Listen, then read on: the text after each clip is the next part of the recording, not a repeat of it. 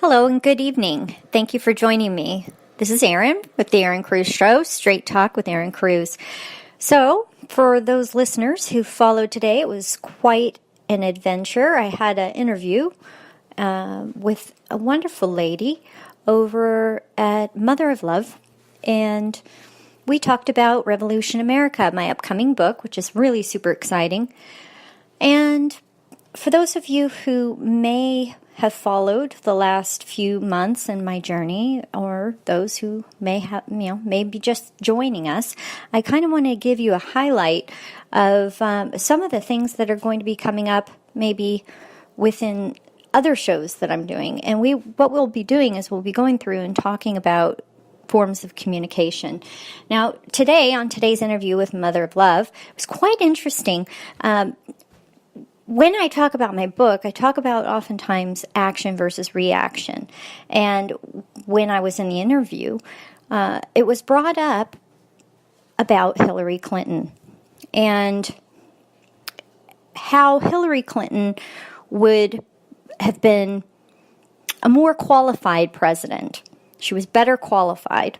And while I wanted to just listen, because I believe that there was a lot to be said there by the person who was interviewing me, and I respect that she had her own opinion about her perspective and her points of view.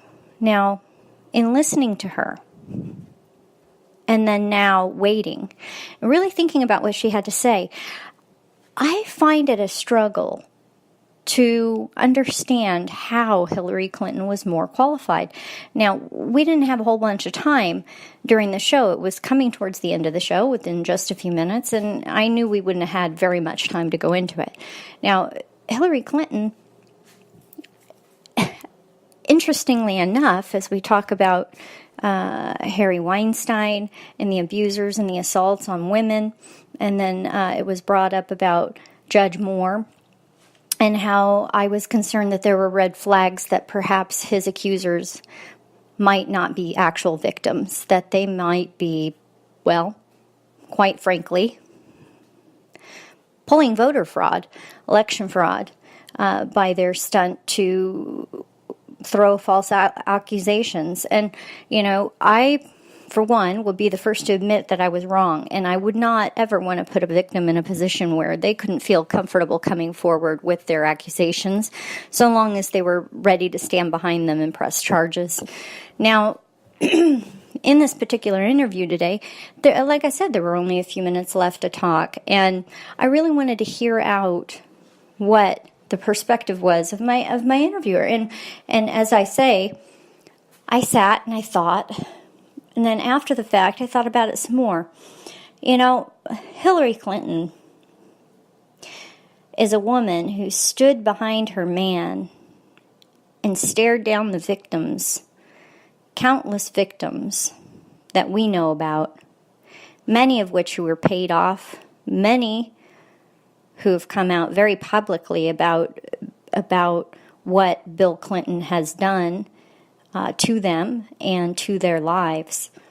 And for me, watching Hillary Clinton in her life back a man who is basically a predator and immoral, also add on to that Hillary Clinton's ability to lie.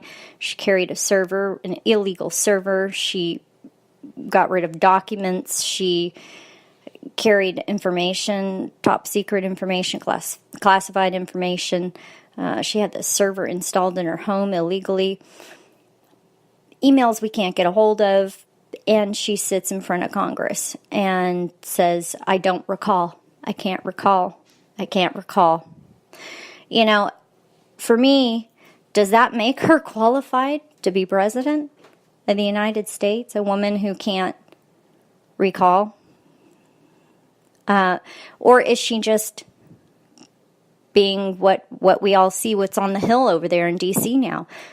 People who are immoral, and they'll do anything they have to get out of whatever pickle they're in. And quite frankly, Hillary Clinton has skated so far, and it's remained to be seen whether or not we'll ever see her behind bars where she belongs. And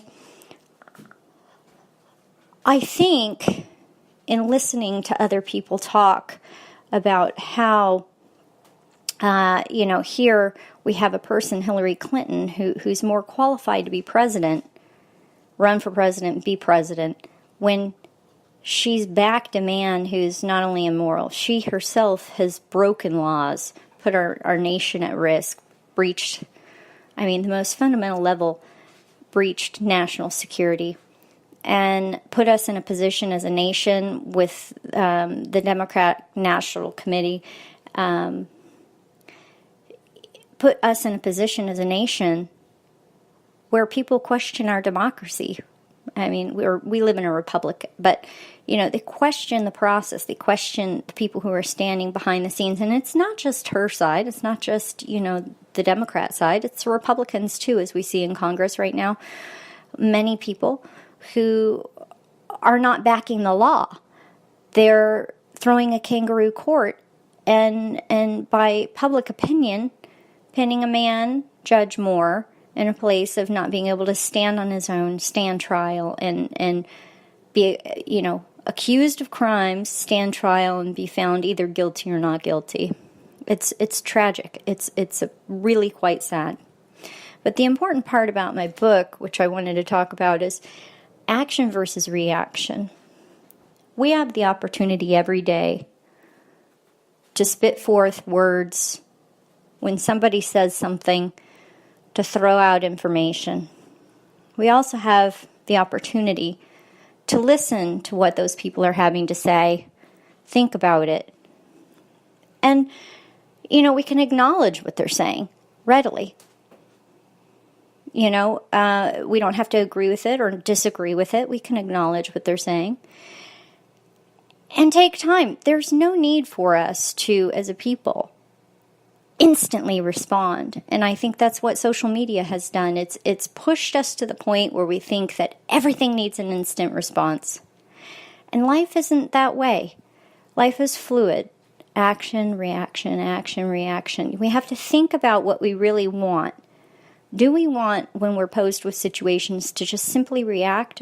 There are certain situations where we should be prepared to react. But wouldn't it be better if we thought about what was going on and then we made a determination and then we acted? Yeah. So I want you all to think about that a little bit. And I want to say thank you so much, everybody, for all of your support and encouragement over these last 6 months. And I just want to tell you, I couldn't be and I wouldn't be where I am without each and every one of you. I love you. God bless you. And God bless America.